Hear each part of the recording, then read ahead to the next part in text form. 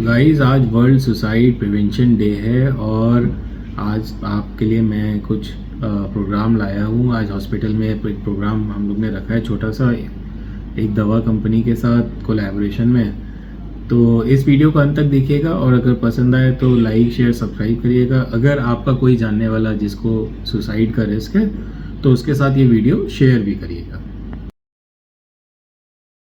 कितने लोगों ने आज तक सुसाइड देखा है होते हुए? कोई है यहाँ पे? किसी ने देखा? यहाँ के स्टाफ ने तो देखा होगा। किसी ने देखा? अपने लोग में देखा है? देखा है ना?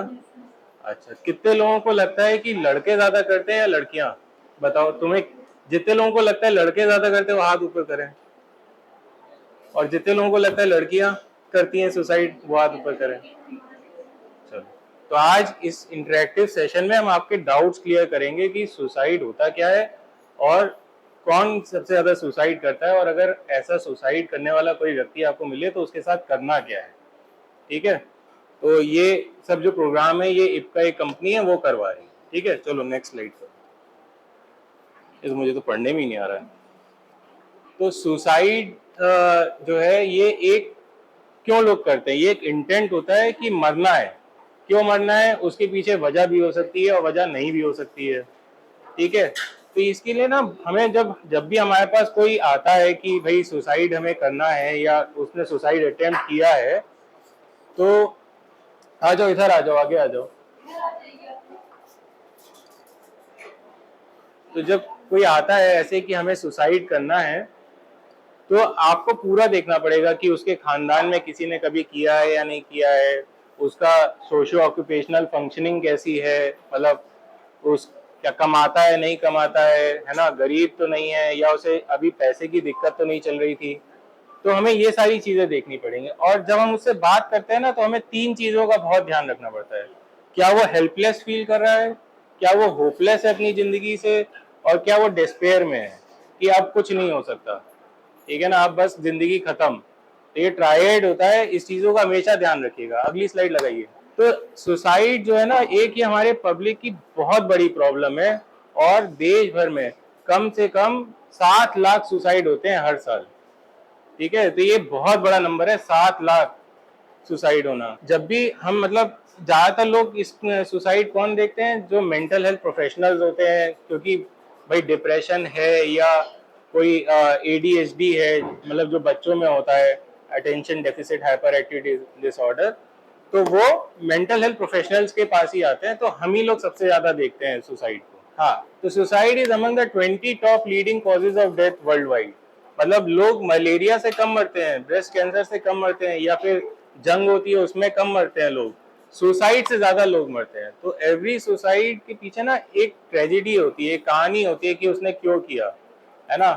जरूरी नहीं है कि पहले अटेम्प्ट में कोई सुसाइड कर लेगा, हो सकता है कि उसने मल्टीपल अटेम्प्ट पहले कोशिश किए हों। और सुसाइड एक ऐसी चीज है ना कि वो इस तरह होती है कि जैसे कहते हैं ना कि गरजने वाले बादल बरसते नहीं है। जो ज्यादा कहते हैं ना हम सुसाइड कर लेंगे, हम सुसाइड कर लेंगे, अक्सर वो लोग नहीं करते हैं।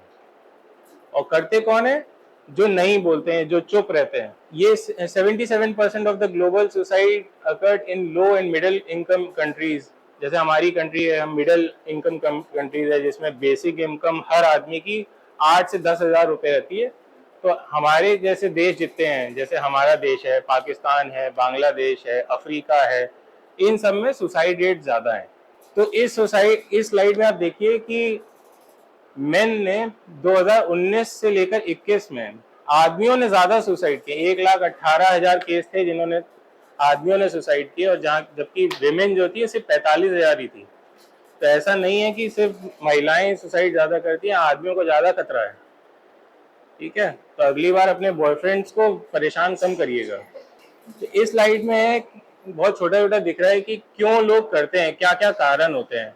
तो जैसे इनफर्टिलिटी है, ठीक है, अगर किसी को पता चल जाए कि उसका कोई चक्कर चक्कर चल रहा है किसी और के साथ तो होता है।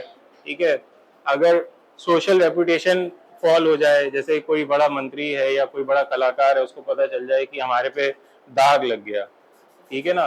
तो जैसे सुशांत सिंह राजपूत का हुआ, अब वो पता नहीं उन्होंने सुसाइड किया या मर गए या मार डाले गए, लेकिन खैर वो दिखाया ऐसे गया कि सुसाइड था। ठीक है, एग्जाम में फेल हो जाएं, प्रॉपर्टी का डिस्प्यूट हो, ठीक है, या ड्रीम ऑफ डियर पर्सन, मनपसंद की गर्लफ्रेंड या बॉयफ्रेंड नहीं मिला तो, ठीक है, अनएम्प्लॉयमेंट, लव अफेयर्स। मैं लव अफेयर बहुत ज्यादा बार डाल दिया यार, चलो एनीवेज। तो ये मुख्य कारण होते हैं सुसाइड करने के हमारे देश में, ठीक है। बाकी फैमिली प्रॉब्लम्स और इलनेसेस भी एक मेजर रोल रखता है, कि जैसे किसी को कैंसर हो जाए, एड्स हो जाए, ठीक है, मेजर डिप्रेशन हो, ठीक है, या साइकोटिक है जैसे मेनिया वाले मरीज होते हैं, तो उनमें ये देखा जा सकता है। और लगाइए। तो रिस्क फैक्टर्स क्या होते हैं कि पहले उसने सुसाइड किया हो, ठीक है, उसकी पुरानी हिस्ट्री हो, फैमिली हिस्ट्री हो कि सुसाइड फैमिली में किसी ने किया था, या नशे का वो हो, ठीक है, मेजर डिप्रेशन हो, या फिर बाइपोलर डिसऑर्डर हो, तब सुसाइड होने के चांसेस ज़्यादा रहते हैं, ठीक है। फिर कुछ लोग जैसे पुलिस वाले हैं, या कुछ लोग जो हथियार घर में रखते हैं, उनमें भी ये बहुत रहता है कि अभी गुस्सा आया, इम्पल्सिविटी आई कि अच्छा तुमने ऐसा कह दिया मुझे, लाओ बंदूक निकाली और भाई से मार लिया, ठीक है। तो उन लोगों में बहुत ज्यादा देखा गया है, ठीक है। या फिर जिनके यहाँ लॉसेस वगैरह बहुत होते हैं, जैसे रिलेशनशिप में प्रॉब्लम है, डेथ हो गई, एकेडमिक फेलियर है, जो हम पिछली स्लाइड में हमने बात किया। तो ये सारी चीजें हैं कि जब भी आपके पास कोई ऐसा मरीज आए जिसने सुसाइड किया है अभी अभी या पहले किया है, हिस्ट्री में मिला है, तो आप ये सारी चीजें जरूर पूछें उनसे कि ये क्या ये है या नहीं है। अगली लगाइए, ठीक है। तो और रिस्क फैक्टर्स में क्या हो सकते हैं, जैसे ट्रॉमा है, ठीक है, ट्रॉमा, पास्ट ट्रॉमा हो सकता है। कई बार क्या होता है कि फीमेल्स या मेल्स में जब वो छोटे होते हैं तो बहुत सारे चाइल्डहुड ट्रॉमास होते हैं कि किसी ने छेड़ दिया, किसी बड़े उम्र के आदमी ने छेड़ दिया, है ना, या किसी ने कुछ कह दिया, या उस समय मारा पीटा था, या चोरी डकैती हुई थी उनके साथ। तो वो ट्रॉमा भी एक होता है जो मेंटल हेल्थ पे बहुत बड़ा रोल प्ले करता है कि आगे चल के उसका दिमाग का जो थॉट प्रोसेस है वो कैसा होगा। हो सकता है कि वो सुसाइडल हो जाए उस समय, जब कभी बाद में प्रॉब्लम आए तो वो झेल ना पाए उस प्रॉब्लम को, तो सुसाइड कर सकता है, ठीक है। बुलिंग है, क्रॉनिक फिजिकल इलनेस है। अच्छा, जैसे बुलिंग होता है, कॉलेजेस में अक्सर सुनते हैं कि फर्स्ट ईयर के छात्र ने दूसरे फ्लोर से कूद के जान दे दी। क्यों? क्योंकि अब वो जो सीनियर्स हैं वो रैगिंग कर रहे हैं। अब रैगिंग आजकल पुराने जमाने वाली रैगिंग तो रही नहीं, अब होती है कि भैया ऐसा कि मतलब पूरी इज्जत पानी में मिल जाए, है ना। तो कभी भी आप, जब भी ऐसे जो सीनियर्स हैं यहाँ पे, या अगर आप सीनियर्स बने तो ध्यान रखें कि आपको नहीं पता सामने वाले की मेंटल हेल्थ कैसी है। कभी भी आप उसको बुली करते हैं तो आप हमेशा ये ध्यान रखें कि हो सकता है कि ये सुसाइडल हो, और आगे कभी सुसाइड करेगा तो आप हमेशा गिल्ट में रहोगे कि इसने मेरी वजह से सुसाइड किया। क्रॉनिक फिजिकल इलनेसेस हैं, ठीक है, exposure to suicidal behaviour of others. जैसे कई बार ऐसा होता है कि घर में एक जो बच्चा है वो थोड़ा सुसाइडल है, तो दूसरा बच्चा भी उनको देखा देखी हो जाता है। जैसे बहुत सारे बड़े बच्चे जो हैं धमकी देते हैं कि हमको मोबाइल नहीं दिलाओगे तो हम सुसाइड कर लेंगे, है ना, ये हमारा काम पूरा नहीं होगा तो हम सुसाइड। तो छोटे बच्चे भी वो सीख लेते हैं। हो सकता है कि बड़ा बच्चा ना करे लेकिन छोटा जरूर कर लेगा, क्योंकि उसे कॉन्सिक्वेंसेस नहीं पता कि क्या होते हैं। सोशल आइसोलेशन है। आजकल क्या है कि हम लोग सब न्यूक्लियर फैमिलीज में रहते हैं, है ना, कि मतलब सबके अलग अलग परिवार हैं, तो हम लोग किसी से मिलते जुलते नहीं हैं, हम अपने मोबाइल में, सोशल मीडिया में ही घुसे रहते हैं। तो उससे क्या होता है ना कि हम लोगों से कटते चले जाते हैं। अब मुसीबत आएगी तो कोई होगा ही नहीं साथ में खड़ा।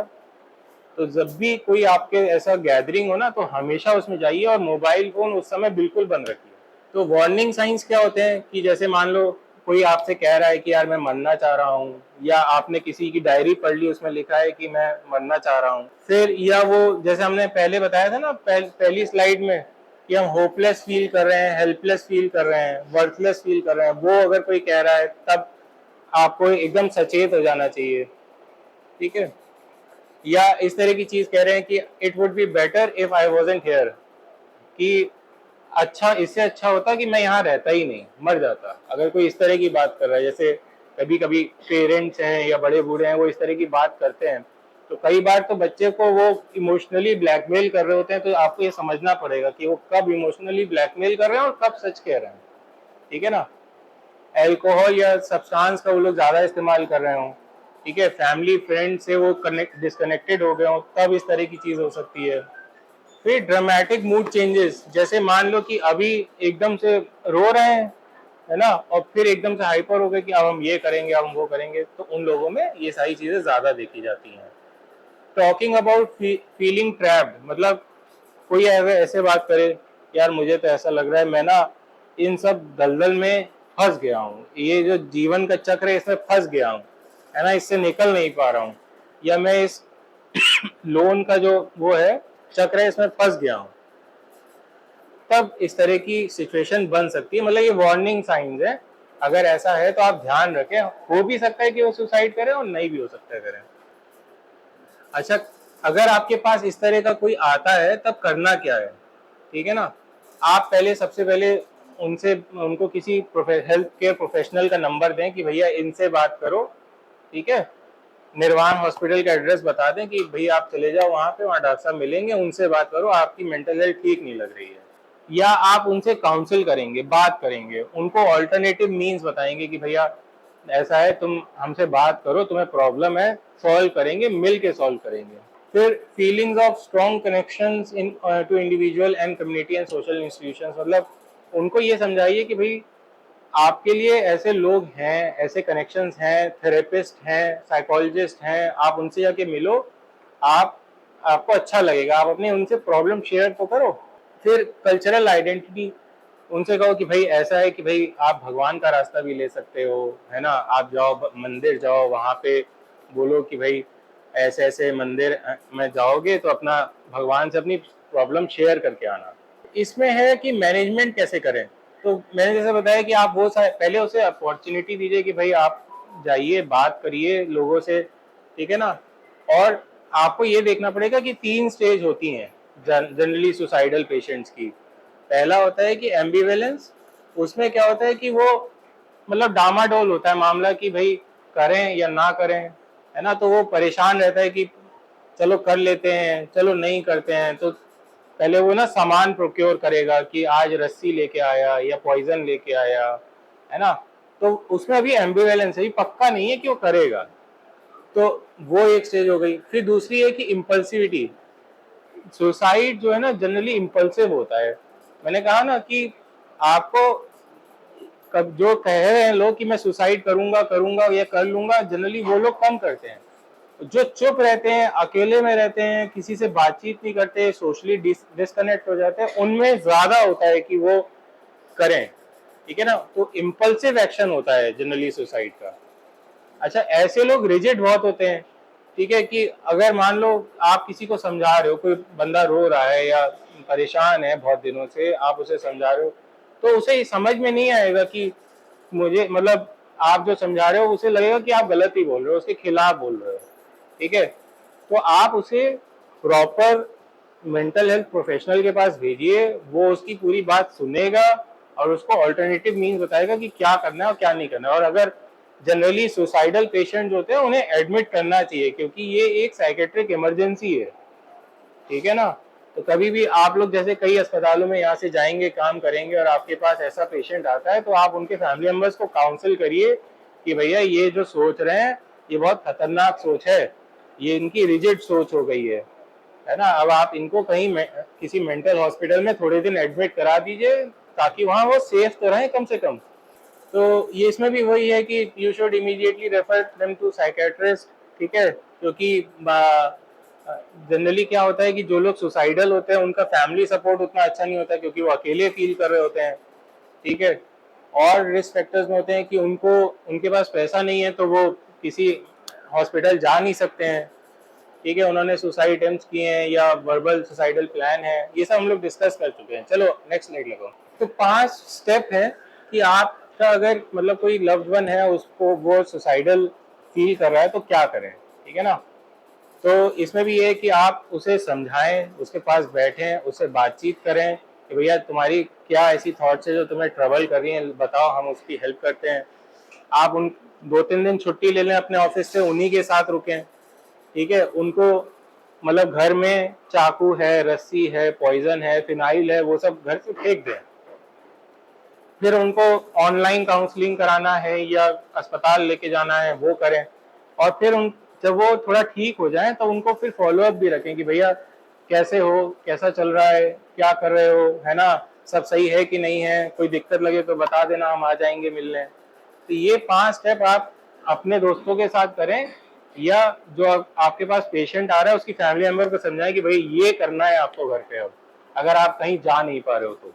हाँ, ये कुछ स्लाइड्स हैं, इसमें बहुत अच्छा से समझाया है कि कभी भी जैसे मान लो कोई आपके पास सुसाइड वाला पेशेंट आता है ना, तो उसको हमें मतलब कहिए कि हाँ जो तू कह रहा है वो सही है, तुरंत ये मत कहिए कि नहीं जो तुम कह रहे हो गलत है, तो वो और गुस्सा आ जाएगा, वो आपकी बात सुनेगा ही नहीं। उसको हमेशा ये लगना चाहिए कि आप उसकी साइड है, ठीक है ना।